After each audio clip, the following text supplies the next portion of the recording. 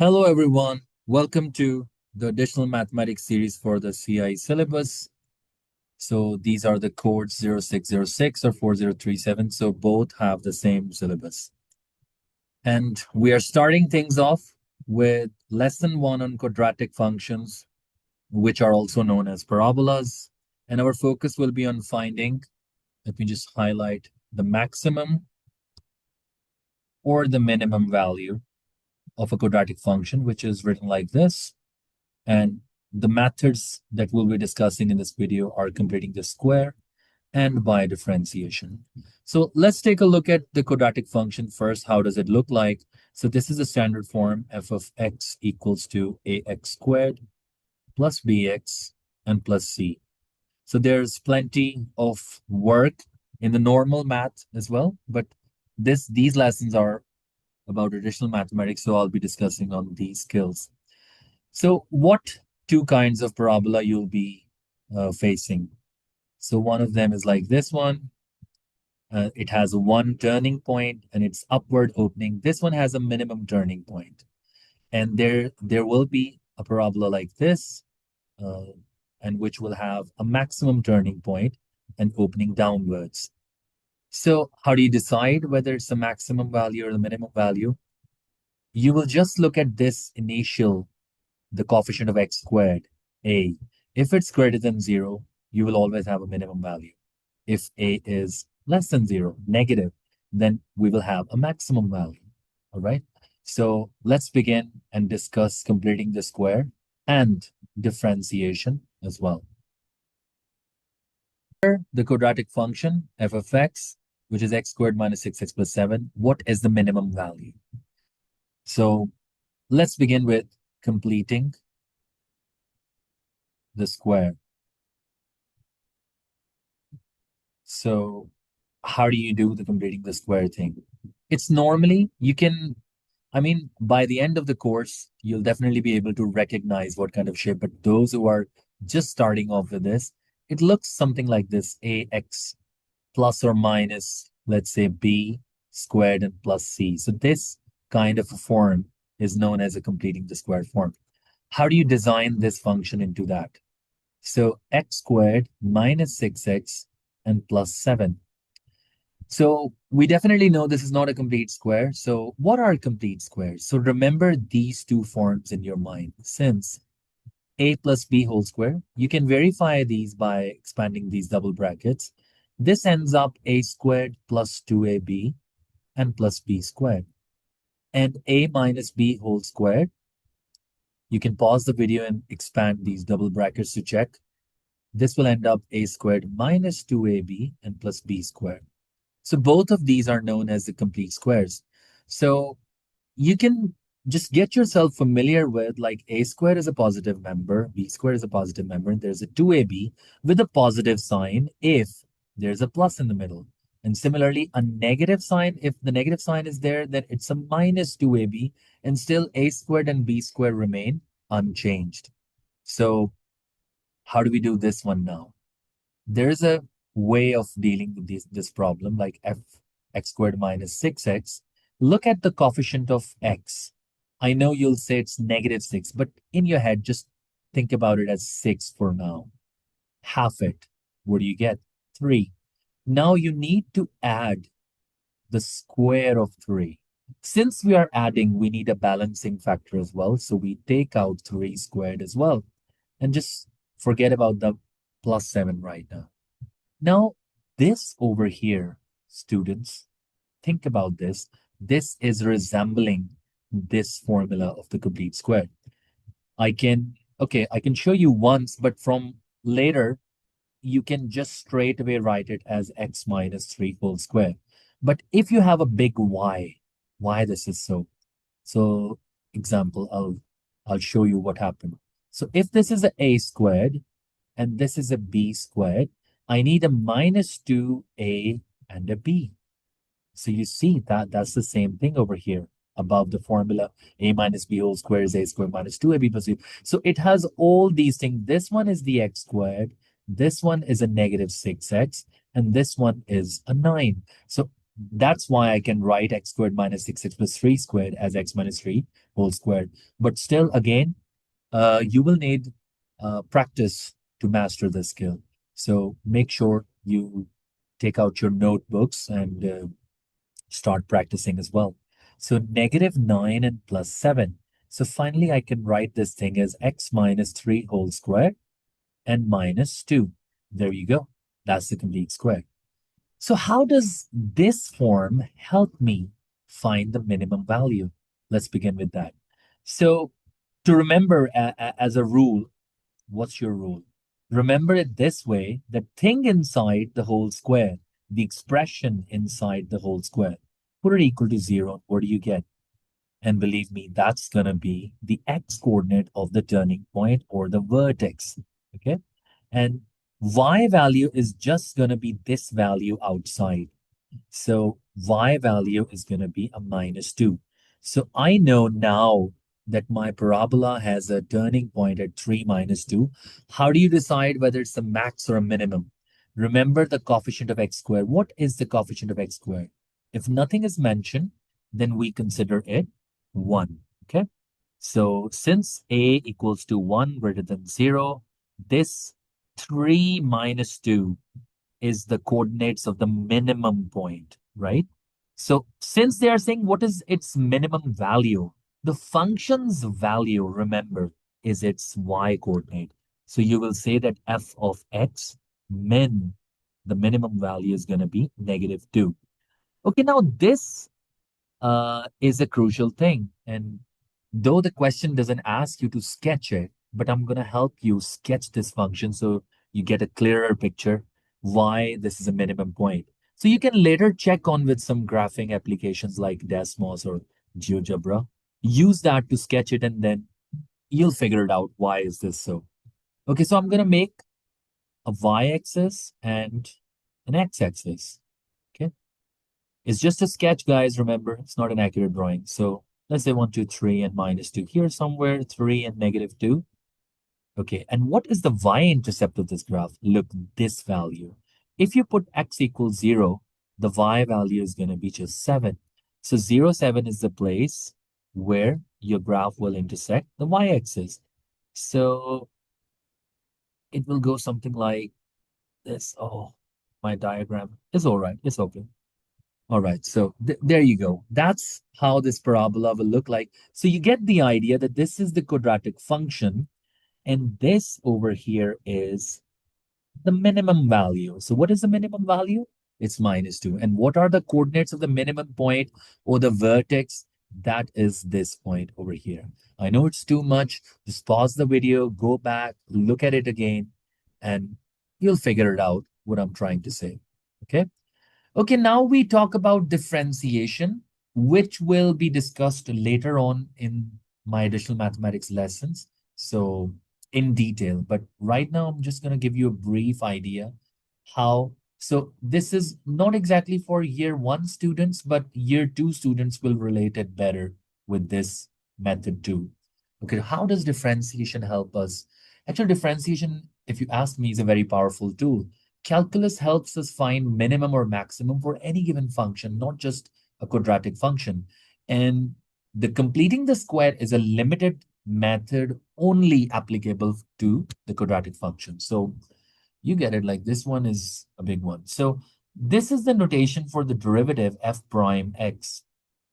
So how do you differentiate? X squared's derivative is going to be 2x and minus 6 times 1, that's going to be a 6, and plus 7 is a constant, so it's 0. I'm not discussing the rules right now. You will have to watch the other differentiation videos to get the rules of differentiation.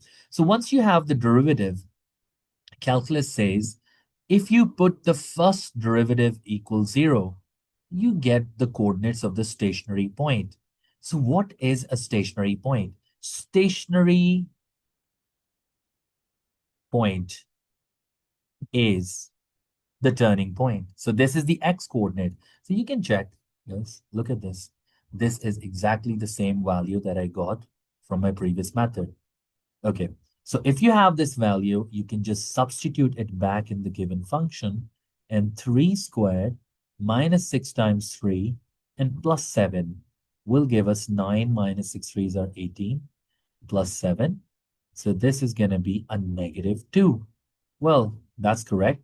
So I have the vertex coordinate using differentiation, and F minimum is going to be a minus 2. The y coordinate of the vertex is going to be the minimum value of the function. Okay. So I hope that makes sense. And you do not need to check the double derivatives. I'm just specifically talking with the year 2 students of this course. So why do you use the double derivatives? That is actually to find the nature of the turning point. But since in a parabola, the coefficient of x squared is the best thing. If it's greater than 0, minimum. If it's less than 0, maximum. Okay. So let's take it another example, and you can pause the video and try solving that, and then I'll give you a brief solution on that as well. Okay, so let's take a look at example 2 and 3. Both of them are a bit different from the previous one. Can you notice what's the difference? Well, if you have, that's fine, very good. If you haven't noticed the difference, in each of these expressions, the coefficient of x squared is not 1. In example 2, it's a positive 3, and in example 3, it's a negative 2. So how do you perform the method of completing square in these two examples? Okay.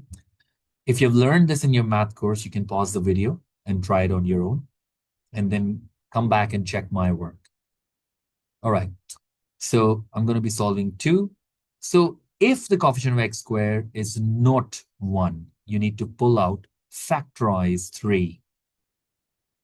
You might have learned in elsewhere that you factor it out from old expression, but I prefer leaving this 10 or whatever the number is outside. All I'm interested in is these two expressions, like the x values, right? Okay. So once you have pulled out, because you needed 1, the coefficient of x squared, then you can perform the normal method of completing the square. Half the 4, that's 2, square it and add and subtract it. So x squared minus 4x plus 2 squared and a minus 2 squared. Okay? This minus 2 squared, remember guys, it's a balancing factor. Why is it here? So you can think it this way. You can't just go and add anything to anything. You have to take it out as well. If you times something, you divide it as well to keep the balance. Okay. So 3 is outside these 3 things. Remember, it's x minus 2 whole square. So you can check the previous work to figure it out why this is so. And minus 4 and plus 10. Okay, 3 x minus 2 whole square. Now you expand the bracket. So 3 times with this expression and this. So 3 times x minus 2 squared and minus a 12 and plus a 10. Okay, 3 times x minus 2 whole squared and minus 2. If you find these steps a bit difficult, you can pause the video and remember, just go over these. Don't ignore them. This working is very beneficial if you want to master this method of completing a square, and especially the one where the coefficient of x squared is not 1. Okay, now the next thing, as already done in the previous example, example 1. So the thing inside the expression inside this bracket is x minus 2. If you put it equal to 0, you're going to get x equals 2. And this straight away is going to be your y value, which is a negative 2. So the coordinates of vertex are 2 and negative 2, and the minimum value of the function is a minus 2. Okay. The same thing can be done alternatively with differentiation, alternate method. Okay. So find the first derivative, which is f prime x, 6x minus 12. Take a look at this. I'm differentiating this example, especially the year 2 students. So 6x equals to 12, put it equal to 0, and x equals to 2, which is the x coordinate of the turning point or the stationary point. And you can check that is the same value that I got from the previous part, right? And then you can put this back in the given function to find the y value. 3 times 2 squared minus 12 times 2 plus 10. And that's a 12 minus 24 plus a 10. So negative 24 and added to 22. So -2, which is perfectly fine. The function's minimum value is a -2. Okay. All right. So if you want to take a look at the sketch as well, so I'm going to give you I'm giving already some extra information, which will be very important in the quadratic functions where you need to decide the range of the function. So it's very important to sketch. So try learning the sketch as well. So I've got the vertex, which is a 2 and a -2. So here somewhere, it's just a sketch, remember. And if you put, look at the basic function. This is the one, okay? So I'm going to show you the basic function, which is this one. And if you put x equals 0, you're going to get the y value as 10. I find the basic form more simpler to get the y-intercept of the graph. What is a y-intercept? The place where the graph intersects the y-axis. So 10 here somewhere. Remember, it's just a sketch. So it goes something like this, and that's your parabola. Or you can say the y-intercept has a coordinate 0, 10. Okay? Okay, finally, let's solve the third one. Okay, so third, let's begin. Let me just copy it. -2x squared plus 8x and -5. Now here's the problem. The coefficient of x squared is not 1. I know that it's 2, but not just 2, it's a -2. So how do you solve this one? Let's begin. Pull out, factorize the -2 because I need a positive 1. That's it. But if you have factorized a -2, then you divide 8 with the -2 as well. It's going to be a -4. All right. So know your algebra. How do you factorize the common factors? Okay. So -2. Let's do the usual, completing the square. X squared minus 4x. Oh, it's again a 2. Plus a 2 squared minus a 2 squared. Half of the coefficient of x squared is, sorry, half of the coefficient of x is a positive 2. -5. Okay, so -2, these three values, there's a negative sign, x -2 whole squared, -4. Okay, and plus of, oh, my bad, that's a -5. -5. All right. -2 expand again, the -2, x -2 whole squared, and plus 8 and -5. Sometimes written as 3 -2 times x -2 whole squared. So watch out for this. In some of the exam questions, you'll find that they want you to write a quadratic function as something like this. A plus x plus b, or maybe like, just rewrite it. B times x plus c whole square. So don't get confused by this. This is the same form. You can write it both ways. But if the examiner asks you to write it this way, you can write it this way. What are the coordinates of the vertex? 2 and a 3. I hope you remember. Like this value is the y value, and you get the x coordinate from here. What is the minimum value of the function? That is a 3. Oh, my bad. That is a maximum value. Okay, you figured it out? Why is it there's a maximum value? Because when the coefficient of x squared is a negative value, you have a maximum. And remember, that's the key. -2, a is a -2. It's less than 0. So this is a maximum value. And the question is asking you about the maximum value. Okay. So f max is a 3. Let's take a look at the sketch of the graph. Okay. So I'm going to sketch it like this, and x and y. So -5, I can see there's a -5. If you put x equals to 0, these values become 0, so you have a -5. And the vertex is a 2 and a 3. So the graph goes like this, okay? This has a maximum turning point. Let me just write it 2 and 3. Okay, in the later videos, I'll give you more information about parabolas and how can you get this. So take care and do take time to watch the next video if you want to find these x-intercepts and much more about the quadratic function like the axis of symmetry. Keep practicing. Over and out.